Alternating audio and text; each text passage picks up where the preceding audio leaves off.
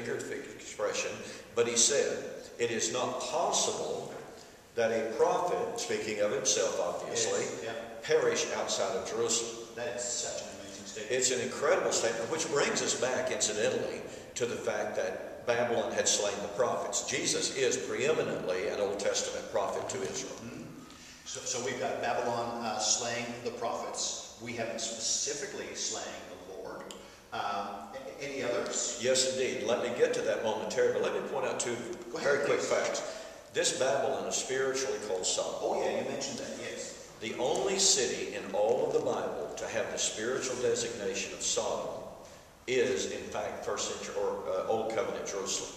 In Ezekiel 16 and Ezekiel 23 and in Isaiah chapter 1, Old Covenant Jerusalem is specifically called Sodom in a figurative, metaphorical sense.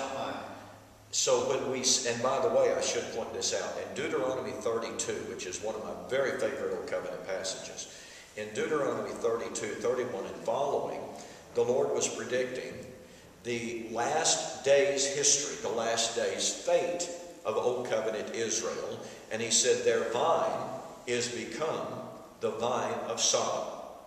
So Yahweh said that in Israel's last days she would become Sodom. So when we couple Deuteronomy 32 and its prediction that in Israel's last days Jerusalem would become Sodom, and we have John speaking of the city where the Lord was slain, and says she is spiritually designated as Sodom, this becomes incredibly powerful internal evidence. No more wiggle.